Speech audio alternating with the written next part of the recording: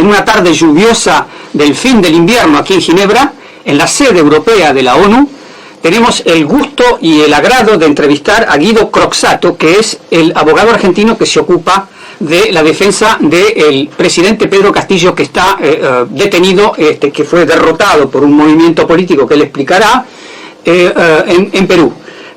La idea de esta entrevista es un poco explicar el caso y por qué este abogado de Pedro Castillo está aquí en la ONU, qué está ocurriendo acá en la ONU en estos momentos. Efectivamente está desarrollándose la primera sesión anual del Consejo de Derechos Humanos, donde hay debates sobre múltiples temas y es probable que sobre uno de esos temas el doctor Croxatto se va a expresar. Entonces, buenas tardes, a pesar de la lluvia, ¿cuál es la situación actual del presidente Pedro Castillo en estos momentos y por qué se justifica su visita a Ginebra y qué trámite va a hacer, si se puede saber? Sí, claro. Bueno, gracias por la invitación. Pedro Castillo está detenido en forma arbitraria hace ya más de un año. No han encontrado una sola prueba en su contra, todas las acusaciones penales han naufragado, pero me parece importante explicarle a la ciudadanía, a la gente que no está familiarizada con las cuestiones jurídicas, en un lenguaje sencillo, los aspectos más medulares, más importantes del caso. La primera y fundamental es que en cualquier democracia hay reglas que deben respetarse. Y en el caso del Perú, no fueron respetadas en la destitución del presidente. Es decir, muchas veces se usan eufemismos en la prensa, se habla de que Castillo fue removido, de que Castillo fue sacado, pero esos eufemismos ocultan algo que los abogados que nos dedicamos al derecho procesal conocemos demasiado bien. Y es que hay procedimientos, como decía Norberto Bobbio, un politólogo italiano, que en una democracia son fundamentales. Uno puede estar de acuerdo o no con un adversario político, pero eso no habilita hacer cualquier cosa con el proceso. Antes había una distinción entre el derecho de forma y el derecho de fondo, pero lo esencial es que Castillo fue destituido en forma inconstitucional, violando 3 artículos de la Constitución y un artículo del reglamento del Congreso peruano. Fue destituido sin los votos necesarios en el Congreso, ese Congreso fujimorista con el cual Castillo no quería negociar. Y una de las razones por las que Castillo fue expulsado arbitrariamente del gobierno es que él se oponía a negociar con el fujimorismo en el Congreso, luego de haber derrotado a la hija de Fujimori en el balotaje que lo llevó a la presidencia. Pero me parece importante aclarar esto porque hoy Alberto Fujimori, que fue condenado por gravísimos delitos de lesa humanidad, está libre. Y Castillo se oponía a ese indulto. Y hoy Castillo, que no hizo nada, está preso. Y Fujimori, que fue condenado por crímenes de lesa humanidad en la jurisprudencia de la Corte Interamericana, está libre. Y no solo está libre, sino que se constituye él mismo públicamente en el garante de la continuidad de este gobierno de facto que hay en Perú. Y nosotros entendemos que las instancias internacionales no pueden hacer la vista gorda o no involucrarse cuando se está afectando la vida en democracia en Perú, ¿no? Bien, entonces lleguemos a Ginebra. ¿Qué tipo de gestiones se están haciendo acá en la sede europea, donde están la máxima cantidad de órganos de derechos humanos de la ONU? ¿Qué tipo de trámite, qué tipo de reclamo se puede hacer o que ya está existiendo, se han hecho reclamos? ¿Y cuál es la situación actual de esos procedimientos? Bueno, hay una denuncia ante el grupo de detenciones arbitrarias hace más de un año y no ha habido hasta el momento ninguna respuesta. Quisiera aclarar clara o concreta, pero diría no hay ninguna respuesta secas de ese grupo de detenciones arbitrarias. Estamos hablando de la destitución ilegal de un presidente. Nos puede gustar o no cómo gobierna un presidente, pero siempre hay reglas para destituir un presidente y esa es la base de la vida en democracia. Si no, estaríamos todo el día alternando el orden político y sería un caos. O sea, ustedes presentaron el caso en el grupo de detención arbitraria, claro, y no tienen una respuesta, no saben si ese grupo se ha dirigido al gobierno. No lo ha hecho. No lo ha hecho. Pero digamos que eso yo quisiera hacer una aclaración. Hace un año cuando estuve aquí en Ginebra, ¿qué hace un año? Hace pocos meses, habrá 6-7 meses que estuve aquí en Ginebra por primera vez en mi vida. Tuve una reunión con algunos funcionarios del Alto Comisionado de la ONU y me sorprendió la inocencia, por ponerlo de alguna manera, de esta funcionaria que replicaba el relato de esta dictadura que hay en Perú. Y ella me decía que Castillo estaba en buenas condiciones, que tenía todos sus derechos garantizados, cuando yo le estaba diciendo, como abogado de Castillo, todo lo contrario. Y eso me llamó la atención, porque en general estos organismos no están para repetir lo que dicen las dictaduras. Es como encontrarse en la ONU con un funcionario que repita en su momento lo que decía la dictadura de Pinochet. Uno más bien espera de estos organismos una mirada crítica y consciente con eje en los derechos humanos que hoy en Perú no se respetan. Además, tengamos en cuenta que repetir el relato de un gobierno ilegal que asesinó a 70 manifestantes en Perú parece contradictorio. Yo me sorprendí mucho en esa primera reunión de la ONU y como decimos muchas muchas veces, y lo dijo el presidente de México en un tuit que publicó hace también 6, 7 meses, él dice, ojalá que la ONU salga de su letargo. Yo como abogado tengo un escepticismo creciente con estas instituciones, porque uno ve que son burocracias elegantes, muy sofisticadas, pero que no están dando ningún resultado. En Perú la violación de derechos humanos no es solo contra Castillo, es contra mucha gente. Es contra sobre todo los indios que representaba Castillo justamente como presidente, que han sido esterilizados, violentados, o manifestantes que han sido asesinados. Y yo no he escuchado a nadie pronunciarse con claridad. Estamos cansados los abogados de escuchar los eufemismos con los cuales estas burocracias justifican su tarea. Nosotros queremos que hagan algo concreto por la gente de verdad que está sufriendo.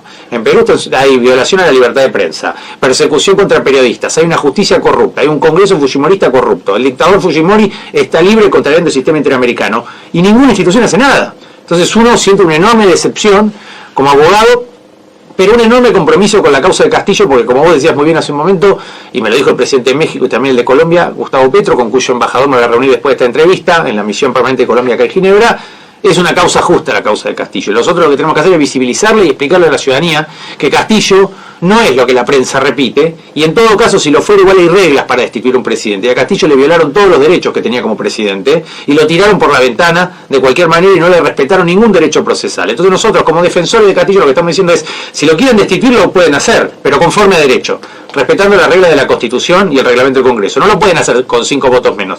Miren lo grave que será el caso, que el propio procurador del Congreso peruano, no yo que soy el abogado de Castillo, el propio procurador del Congreso acaba de decir, hace unos meses en una audiencia judicial, la frase que es más o menos lo siguiente: es cierto, señores jueces supremos, que en stricto sensu no se respetó la destitución de Castillo, la regla de la vacancia que establece el reglamento del Congreso. Es decir, ya es el propio procurador del Congreso peruano que está reconociendo que violaron el debido proceso en la destitución de un presidente. Esto no es una cuestión menor. ¿Por qué lo hace este funcionario? No lo sé, querrá cubrirse por si cambia el gobierno en Perú, pero evidentemente han destituido a Castillo de manera ilegal. Y eso es peligroso para el futuro de la democracia peruana y para el Estado de Derecho en América Latina. Por eso Petro dijo en la OEA hace unos meses, acá falta un presidente, y por eso es tan fuerte el apoyo del presidente mexicano a la causa de Castillo, porque tiene claro que se violó el derecho constitucional y procesal de Perú, más allá de la discusión penal. Son distintas discusiones jurídicas, pero no vamos a abrumar a los que están escuchando con estos tecnicismos. Pero digamos que a Castillo lo destituyeron violando la Constitución, y eso es grave. La prensa peruana suele repetir como un eslogan para tratar de instalar una idea que es falsa, repiten continuamente: a Castillo fue vacado luego de dar un golpe de Estado. Ese es el titular con el que repiten continuamente esta idea. Y esa frase tan corta contiene 2 falsedades, no solo una, sino 2. Y a mí me sorprende la capacidad de mentirle a la ciudadanía, y uno porque es abogado y estudiado, y porque ha estudiado este caso y se da cuenta de toda la mentira que hay contenida en una sola frase. Primero, que Castillo no fue vacado. Por eso la prensa usa eufemismos como fue removido, fue desplazado, pero en realidad, jurídicamente hablando, fue derrocado de manera ilegal, le dieron un golpe de Estado a Castillo. ¿Por qué? Porque cualquier cosa no es una vacancia. La vacancia tiene reglas procesales claras, escritas en la Constitución, en los artículos de la Constitución, y no fueron respetadas por el Congreso peruano. Entonces no es correcto decir que Castillo fue vacado, porque la vacancia solo es legal si es conforme a derecho, con las reglas que establece el sistema jurídico peruano, y no fueron respetadas, como reconoce el propio Congreso peruano. El segundo punto es, dicen fue vacado, que no fue vacado conforme a derecho, después un golpe de Estado. También es falso, porque no hubo ningún golpe de Estado. En todo caso, en el mejor, en la lectura más purista, jurídica, podría decirse que fue una tentativa. Fue un intento que no se consumó. Pero una tentativa en derecho no es lo mismo que una consumación, son figuras diferentes. Por eso es un error asimilar el discurso de Castillo al golpe de Fujimori. Además, Castillo no mató a nadie y Fujimori mató a mucha gente. Más bien los votantes de Castillo fueron asesinados. ¿Pero para qué digo esto? Porque uno debiera profundizar y explicar a la ciudadanía que Castillo no fue vacado, fue derrocado, que no dio ningún golpe de Estado, leyó un discurso que no configura ningún golpe. La figura jurídica es rebelión, pero la rebelión en la legislación peruana supone alzarse en armas. Y acá no hubo ningún arma, las únicas armas esa tarde fueron contra Castillo y su familia. Por eso parece más claro que el golpe se lo dieron a Castillo. Lo que me sorprende es, sin entrar en la discusión política o en la discusión penal, cualquier abogado sabe que hay una rama del derecho que se llama derecho procesal. Y el derecho procesal tiene una ventaja, que es algo muy técnico. No hace falta entrar en la discusión política. Entonces, solo con leer cómo debe ser el proceso para destituir un presidente, que está escrito en la Constitución peruana y en el reglamento del Congreso del Perú, y luego vemos qué es lo que sucedió el día que lo destituyen a Castillo, vemos que claramente se violó el debido proceso y que la vacancia es inconstitucional. Los jueces del Tribunal Constitucional peruano lo saben. Entonces, ¿qué hicieron? Embarraron la cancha para no abrir la discusión. Y esto me parece importante porque esto termina de aclarar la ilegalidad de la destitución de Castillo. ¿Qué hace el Tribunal Constitucional? La misma noche que lo destituyen a Castillo, el Tribunal Constitucional, para ser imparcial, tiene que habilitar esa vía para analizar la constitucionalidad de la vacancia de un presidente, nada menos. Pero ¿qué hace el Tribunal Constitucional peruano? Como saben que la vacancia es nula, como saben que el Congreso actuó en forma ilegal, inconstitucional e irregular, desplazando a Castillo en forma inconstitucional de la presidencia, sin juicio político, el Tribunal Constitucional emite un comunicado a las pocas horas, lo cual también es un delito. El Tribunal Constitucional peruano, que es fujimorista, que no dice nada de la liberación ilegal de Fujimori, emite un comunicado informal, porque ¿qué hace con ese comunicado informal? Comete un delito de prejuzgamiento, que será evaluado en el futuro, pero de esa manera anula esa vía para la defensa de Castillo. Porque la defensa de Castillo lo primero que tenía que hacer era pedirle al Tribunal Constitucional que aclarara si la nulidad de la vacancia era constitucional conforme a derecho o no. Como el Tribunal Constitucional sabe que es ilegal la vacancia contra Castillo, y no lo pueden analizar ni lo pueden decir porque están politizados, lo que hace es anular directamente esa discusión, clausurando esa vía, impidiendo al presidente Castillo y a sus abogados recurrir al Tribunal Constitucional para recurrir o impugnar la constitucionalidad de la vacancia. Entonces solo queda la instancia internacional, y por eso nosotros estamos hoy en Naciones Unidas, porque es la única alternativa que hay cuando el sistema político peruano y el sistema judicial está corrompido, que es lo mismo que dijo Castillo en su discurso, que también, digamos, esto lo quiero aclarar. Una cuestión es la discusión procesal, que es a mí la que más me interesa como abogado, porque creo que es la más simple y creo que la ciudadanía lo puede entender con facilidad. Luego hay otro tipo de enfoques más sofisticados, como el del presidente Petro. Él hace una lectura política y dice: Boluarte traiciona a Castillo, asesina a 70 manifestantes desarmados, y esa es la mejor. Y ahora Fujimori es el garante del gobierno de Boluarte, cuando Castillo con Boluarte habían derrotado a Fujimori. Entonces lo que queda claro es que hay una traición y un fraude político a los votantes de Castillo. Se afecta a los derechos políticos. Eso es lo que dice Petro. Y la medida que está tomando Boluarte está gobernado por una mafia. Perú hoy están rifando los recursos de los peruanos, la ley forestal, interviene en la Junta Nacional Electoral, remueven jueces. Es un escándalo. No es solo la destitución de Castillo, ese es el comienzo. Todo lo que ha seguido solo confirma lo que advertía Castillo en ese discurso, que todo el sistema político peruano está corrompido, la justicia, el Congreso. La gente se expresó en Perú en contra de la bicameralidad en un referéndum, y hoy el Congreso acaba de aprobar la bicameralidad. ¿Te das cuenta? Gobiernan de espalda a la sociedad. Bueno, entonces, y un último aspecto es la discusión penal. Está la discusión procesal, que es el enfoque que a mí me interesa como abogado. Está la discusión política, que es el enfoque del presidente de Colombia, como el de Xiomara Castro y el presidente López Obrador, que se afectan los derechos políticos de los electores de Castillo, que padecen fraude, porque ellos votaron un gobierno, destituyen a su presidente y los terminan asesinando por salir a protestar, y luego se gobierna con el fujimorismo, cuando en realidad los votantes de Castillo le ganan a Fujimori. Y ahora Fujimori está libre, garantizando la continuidad del nuevo gobierno. Es una paradoja antidemocrática e inconstitucional la que vive hoy en Perú. Y el tercer enfoque es el de Zaffaroni, que es el enfoque penal. Zaffaroni, ¿qué dice? Que además de todo lo que yo dije de la Constitución y del proceso y de la vida política peruana, además no se configuran los delitos que le están imputando. Y si uno lee los argumentos de San Martín Castro y Checle, que son dos jueces de la Corte Suprema, no del Tribunal Constitucional, sino de la Corte Suprema, uno advierte los malabares doctrinarios que hacen para constituir un tipo que en realidad no se configura. Porque el Código Penal peruano dice que la rebelión es alzamiento en armas, y Castillo lo único que hizo es leer un papel e irse. No alzó ningún arma contra nadie. Todo lo contrario, las armas fueron contra él y contra la gente que él defendía. Por eso él leyó ese discurso, porque estaban reprimiendo al pueblo. Entonces Zaffaroni dice que además la acusación penal está infundada, con lo cual la prisión es arbitraria y no se justifica ni de manera constitucional ni de manera penal. Entonces abiertamente de estos tres enfoques, el enfoque penal, que es el de Zaffaroni, el enfoque político, que es el de Petro, y el enfoque procesal, que es el mío, vemos que de los tres puntos de vista se están violando derechos en Perú. Y es muy claro y muy obvio. Por eso uno no entiende por qué las instituciones como la ONU no hacen nada. Exacto.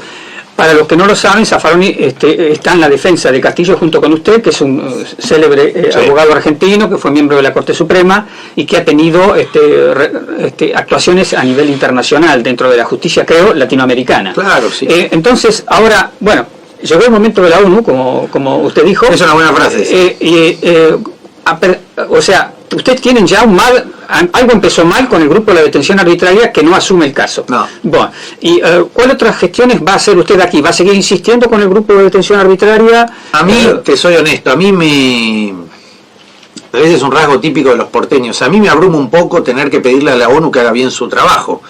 Uno no tendría que luchar por sus derechos. Hace una semana estuve en México y me junté con la canciller, que entiende la arbitrariedad de lo que pasa con Castillo, y México tiene un compromiso muy fuerte porque tiene muy claro lo que sucedió, igual que Colombia, igual que Bolivia, igual que Honduras, que hace una semana estuve con Celaya y con la presidenta Xiomara Castro, que ahora dirige pro tempore la CELAC.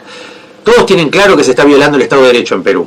Lo que a uno le preocupa como abogado es que no lo tenga claro un organismo de la entidad de Naciones Unidas. No hay abogados en la ONU, no hay alguien capaz de advertir que lo que pasa en Perú es grave. Yo me pregunto, si hubieran asesinado 70 manifestantes en París, ¿la ONU no hubiera dicho nada? ¿En Francia no hubiera pasado nada? En Perú mataron 70 peruanos que salieron a protestar luego del golpe contra Castillo y no ha sucedido absolutamente nada. Y cuando yo estuve acá reunido, lo primero que me dice una funcionaria es que Castillo estaba muy bien. Entonces yo me pregunto, ¿cómo va a estar bien si lo destituyeron de manera arbitraria? O sea, usted estuvo con funcionarios del alto comisionado, no estuvo con relatores, salvo con el grupo de detención arbitraria. Sí, hay un relator con el que nos vamos a reunir mañana que merece mi respeto, Clement, creo que es sobre libertad de asociación. Me parece una persona seria. Tuvimos una reunión por Zoom hace 6 meses y mañana nos vamos a reunir en persona acá en Naciones Unidas. Él tiene en claro que la situación de Perú es grave. Pero a mí en él noté mayor conciencia de lo que pasa en Perú. ¿De qué origen es este relator? No? Es de Togo, creo. De Togo, sí. Okay. Creo que él tiene mayor conciencia y claridad. Me sentí escuchado cuando hablé con él, pero el resto de los funcionarios más bien parecen más preocupados por cumplir una tarea burocrática, poner un sello, cumplir formalmente y olvidarse del caso. Y con la OEA, con Almagro, uno ve lo mismo. Entonces yo lo que creo, perdón Juan que te interrumpa, yo creo que si las instituciones no dan una respuesta clara, en este caso y en algún otro, en definitiva en 10-15 años la ONU y la OEA terminarán desapareciendo y se reemplazarán por nuevas instituciones que los abogados de derechos humanos tendremos que construir para que estas cosas no pasen. Hoy lo que pasa en Perú es grave, pero también es grave porque ahora pasa en Perú y mañana va a pasar en Colombia o en Guatemala. Hace unos días el presidente Arévalo no podía asumir porque la Fiscalía Corrupta de Guatemala le impedía al presidente electo asumir el poder, y solo pudo asumir porque el presidente de Colombia, Petro, estuvo en Guatemala y dijo explícitamente: yo no me voy hasta que no asuma Arévalo. Es grave lo que pasa en América Latina. Castillo tampoco lo querían dejar asumir, la Fiscalía lo persiguió, fue el primer presidente de la historia que le requisan el palacio siendo presidente porque es un indio, porque es negro y no lo quieren en el poder. A ningún otro presidente le han hecho eso en la historia, como Evo Morales, que le requisaron el avión en Viena en 2013. Se lo hicieron porque es un indio. Yo quiero ver si al presidente de Francia le requisan el avión y lo hacen bajar por la fuerza como hicieron con Evo Morales. Muy bien. Entonces, Guido Croxatto, yo creo que está muy claro, usted va a empezar gestiones prácticamente desde cero mañana aquí en la ONU, porque el grupo de detención arbitraria no ha querido ocuparse del caso. Exacto. Va a entrevistar a un relator de una cuestión específica, que es el derecho a asociación, usted ha dicho. Claro, que está en peligro en Perú. Está criminalizada la asociación. Entonces, y ahí empieza un nuevo proceso que va a continuar al margen, en paralelo a la situación de agravamiento que se vive en Perú. ¿Es así? Sí, exacto. Nosotros presentamos el caso con Zaffaroni, aclarando que también lo habíamos hecho en el sistema interamericano, y no obtenemos respuesta de ningún tipo. Aquí en Ginebra lo presentaron. Claro, o sea, se presenta por una plataforma virtual, no hace falta venir para presentar el caso. Pero yo creo que es importante... O sea, no se sabe en qué estructura cayó. Claro, a ver, el de detenciones arbitrarias hace más de un año y no han obtenido respuesta. Por eso Castillo le envió una carta al secretario general de la ONU hace un mes aproximadamente. Él le envió una carta reclamándole por el silencio de la ONU frente a lo que sucedió. O sea, el grupo de detención arbitraria no ha tenido diálogo con el gobierno peruano. Al parecer no. No le ha dado respuesta. Yo no lo llamaría gobierno, hay una máquina de gobierno en Perú, está bien, pero sí, se entiende. O sea, el grupo ha hecho un pedido a Perú y Perú no ha respondido. Pero existe un pedido. Yo entiendo que Perú recibe el Estado peruano. De hecho, no es casual que el gobierno peruano haya designado acá en la ONU a la ex canciller como nueva embajadora en Ginebra. Bueno, está bien. Para neutralizar... Para cernir los hechos, porque tenemos que ir cortando por la extensión de la entrevista. Sí, o sea, quieren ustedes aclarar qué es lo que ha ocurrido en el grupo de detención arbitraria, y por otro lado van a recurrir mañana a otro relator. A otro relator, y también la idea es traerle nuevamente el caso a Naciones Unidas, tal vez desde otro enfoque, para facilitarle al propio sistema de la ONU la intervención en lo que sucede en Perú, ¿no? Guido Croxatto, muchas gracias. Desde Ginebra les transmitió Juan Gasparini, gracias a François Subiguer en los controles.